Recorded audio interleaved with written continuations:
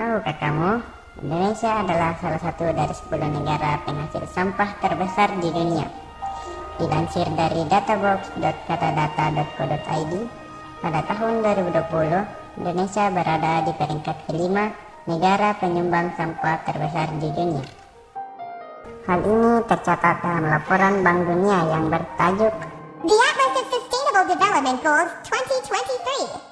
Menurut laporan tersebut, pada tahun 2020 Indonesia memproduksi sekitar 65,2 juta ton sampah. Dari mana asalnya sampah? Sampah berasal dari kegiatan sehari-hari seperti makan, mandi, belajar, bekerja, dan lain-lain. Sampah dapat dikategorikan menjadi 3 jenis. Yang pertama, sampah yang mengandung bahan berbahaya dan beracun atau B3, seperti baterai, kabel, barang elektronik yang sudah rusak. 2. Sampah anorganik yang sulit terurai seperti plastik. 3. Sampah organik mudah terurai dan mudah membusuk seperti daun dan buah-buahan. Kemana perginya sampahku? 1. Dibuang dengan dipilah. Mulai dari rumah sudah dilakukan pemilahan sampah sesuai dengan jenisnya. Sampah anorganik dapat disalurkan ke pemulung atau bank sampah untuk didaur ulang. Sampah organik dapat diolah menjadi kompos di rumah. Sampah yang mengandung bahan B3 dapat disalurkan ke Dinas Lingkungan Hidup. 2. Dibuang tanpa dipilah. Di rumah tidak dilakukan pemilahan sampah. Semua jenis sampah dijadikan satu, dibuang di tempat sampah. Selanjutnya dibawa oleh petugas kebersihan dengan gerobak sampah ke tempat TPS atau tempat pembuangan sampah. Dan akhirnya dibawa oleh truk pengangkut sampah ke tempat TPST atau tempat pembuangan sampah terpadu.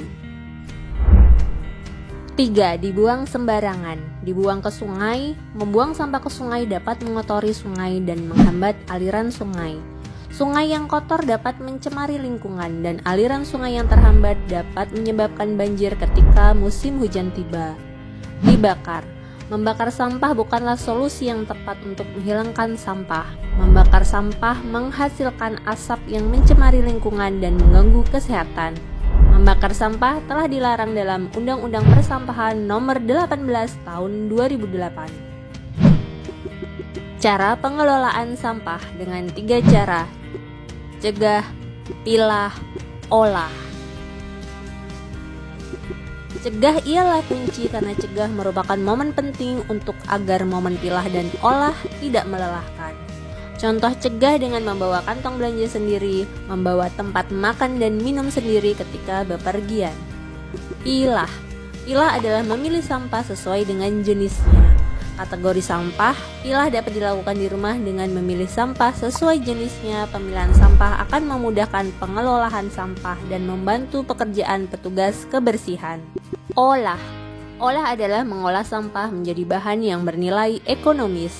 Olah dapat dilakukan di rumah dengan mengolah sampah organik menjadi kompos.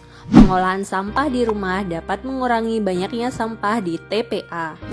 Cegah, pilah, dan olah dimulai dari rumah. Sampahku, tanggung jawabku.